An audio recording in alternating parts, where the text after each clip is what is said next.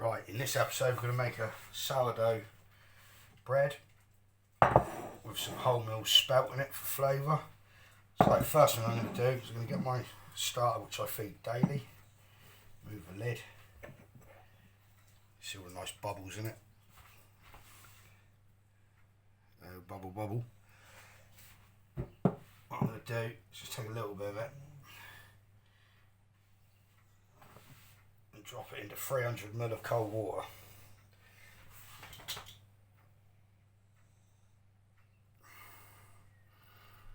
I'm doing this because if it floats on the surface, then it's good to go. Right, put it down a minute.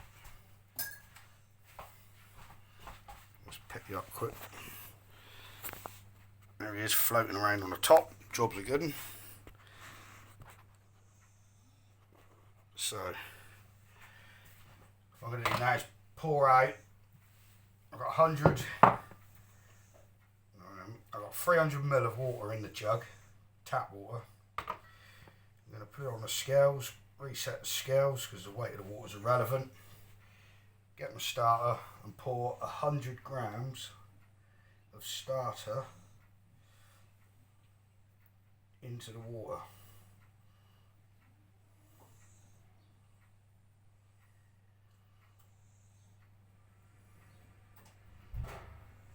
There we go.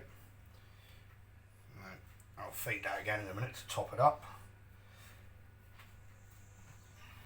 Alright, so we'll put that to one side. Put it back on. Away. So I'm going to put that to one side for the minute. Quick look, floating around nicely. Right. Now I'm going to combine the dry ingredients. So I normally use a bigger mixing bowl than this, but so that you can see through it, I'm going to use this glass one. So into the bowl, dry ingredients are strong white bread flour, 400 grams. Oi, hurdy-gurdy.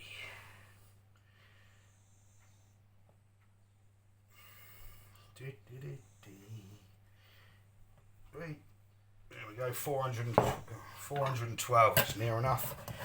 That can go away. Just because I like to give it a bit of flavour, I'm going to give it some wholemeal spelt flour, 100 grams.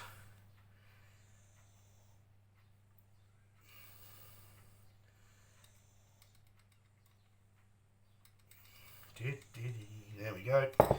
Right, that's going to give me 500 grams of flour in the mixing bowl. To the 500 grams of flour, I've got sea salt in this jug. Where are we there? 10 grams of sea salt. This little shovel holds about 10 grams. It's not an exact science. Brown sugar, same sort of thing, 10 grams. Chuck that in. Right. Put that away. So, that's what it all looks like in the bowl. So we've got the strong white bread flour over here. The wholemeal flour is here.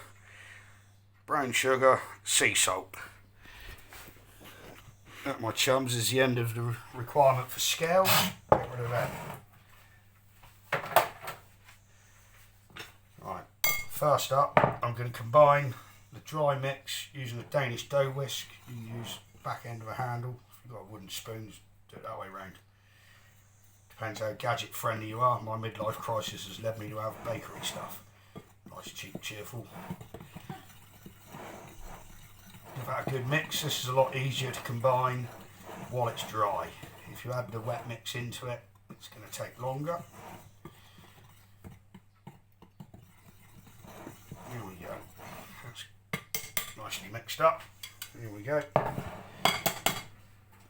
going to take my floating starter on the top of the 300 ml of water there. Give that a mix up. Distribute the starter through the water. There we go. That saves it going lumpy when you chuck it in. Right, pour that in as you stir to the dry mix.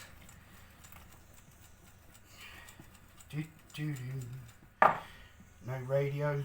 YouTube doesn't like radio in the background, so be humming and whistling possibly. Keep stirring that,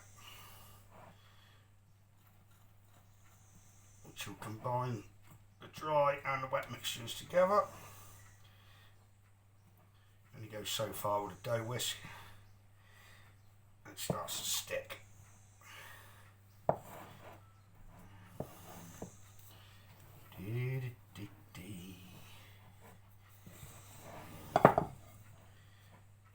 Right, that's turned into a nice shaggy dough now.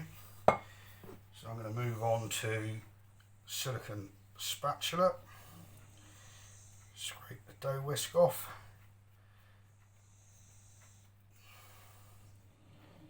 There we go. Chuck it in the wash. Don't need them. Go away. Right. So at this stage, it's a very shaggy mix. Not too much flour everywhere. Not my usual standard. I'm like Swedish chef off of Muppets. Right, now what I'm going to do now is work around in circles, folding and pressing down the mixture that's in the bowl. Scrape around the sides, get the dry flour down. Combine all that if you can.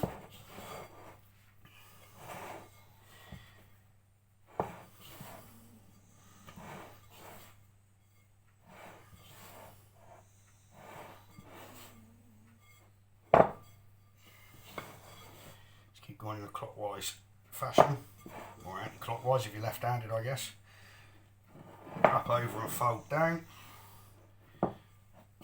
Now, it's a little bit dry, which often happens with wholemeal flour. It sucks up a bit more moisture. So I'm going to add a tiny drop more tap water into the bowl, and I mean not very much, because this will go from dry to too wet in the blink of an eye. So, carry on folding, picking up dry off the edge.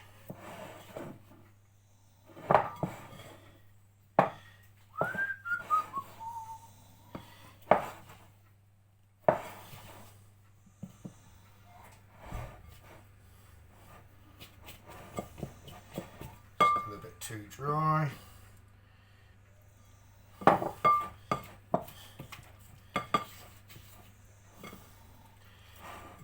water gone in now.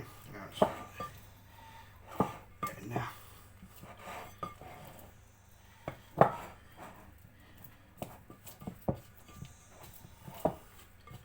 Right, to be honest, I'm bored of that now. So what I'm going to do is give you a look at what I've got at this point. From overhead.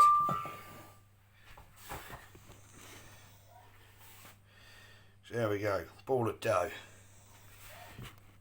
What I'm going to do now is stretch a shower cap over, because I don't need to use shower caps. Straight over the top, and leave that to rest for 20 minutes, and then I'll come back and fold it again, and then probably 3 more times 20 minutes apart. So over the next hour, a bit more folding. I'll bring you back for the last fold so that you can see how the gluten's built up. That's it for now. Cheers and gone.